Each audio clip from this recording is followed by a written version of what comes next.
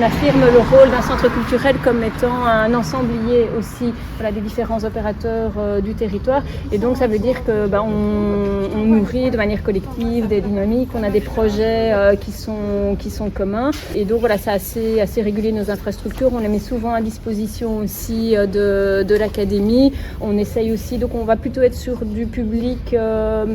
C'est pas professionnel, c'est pas professionnalisant. Des pratiques amateurs. On est sur des pratiques amateurs, mais ça reste de l'enseignement. Donc c'est subventionné par la Fédération Wallonie-Bruxelles et par la commune. Donc effectivement, il y a un diplôme entre guillemets. On a énormément de fanfares. Et ça c'est lié à un cortège. Donc ces fanfares, elles sont vraiment de bonne facture, sont alimentées aussi par l'académie. Et d'un autre côté aussi, si les jeunes veulent rejoindre une fanfare, ils vont venir à l'académie aussi. On a un catalogue commun entre les différents opérateurs culturels et quelques opérateurs en éducation permanente qu'on propose en fait chaque année. Et donc on fait le centre culturel coordonne finalement ce travail. On essaye de créer quand c'est possible aussi des ponts entre les différentes activités. Et ce catalogue, on va le présenter entre guillemets de manière collective auprès des différentes écoles. On va retrouver soit un représentant des bibliothèques, d'une ludothèque, etc. Et donc ça donne vraiment une vision d'ensemble de l'offre qui peut être faite, et avec une logique d'essayer en amont de créer des ponts aussi entre nos projets. Nous avons les locaux aussi de notre centre d'expression et de créativité. Donc les CEC, ils permettent de développer la créativité et la citoyenneté des participants. Nous, on a plusieurs spécialisations, dont notamment la spécialisation en cinéma.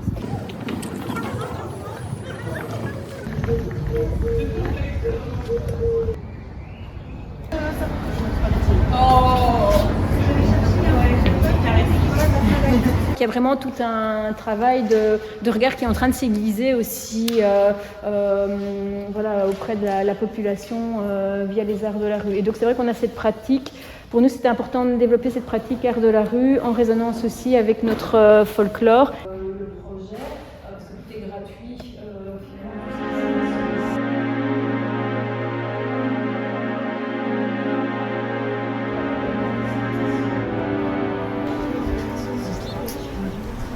On est assez fiers.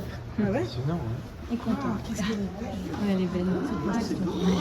Elle est belle, hein. Avec un mur acoustique. Vous êtes sur une salle de 550 places et qui correspond vraiment aux besoins finalement de la population.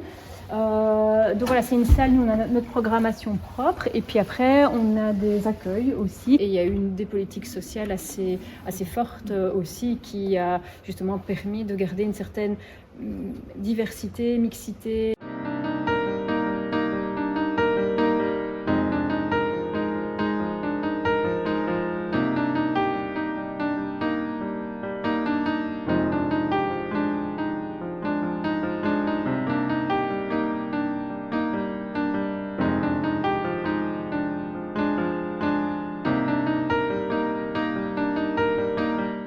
Ils sont venus chercher toute cette expertise en termes de démarche participative et créative également, parce que l'idée c'était potentiellement de faire évoluer le personnel.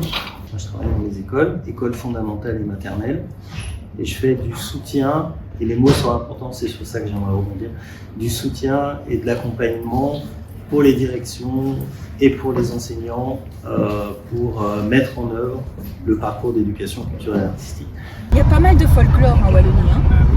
Maintenant, on part à la Maison Folie à Mons, qui est une forme de tiers-lieu culturel.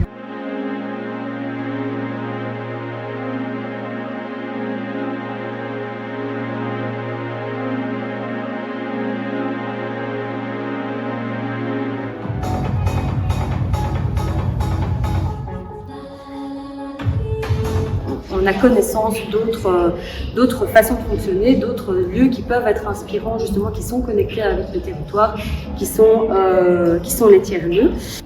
Ce qui est aussi une des particularités vraiment propres au projet, c'est qu'on fonctionne en gouvernance partagée, et donc on a 4 groupes de travail support.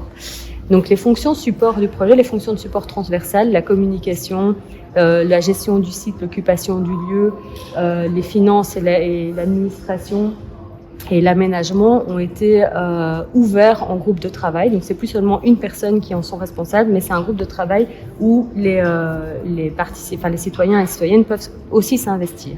La différence avec les groupes de travail thématiques, c'est que les groupes de travail thématiques, c'est ouvert de manière large. Il n'y a pas de nombre limite de participants. On peut entrer et sortir facilement. Les groupes de travail support, on demande que ce soit sur candidature pour ne pas se retrouver à 20 à gérer des budgets et que ce soit que la candidature soit motivée, et c'est un nombre limité, en général à 8 personnes. Il y a des gens qui viennent de l'extérieur, donc notre public principal, ceux qui participent, en tout cas la plupart sont vraiment des Montois et des Montoises, mais les personnes qui fréquentent les activités viennent d'un peu partout, quoi.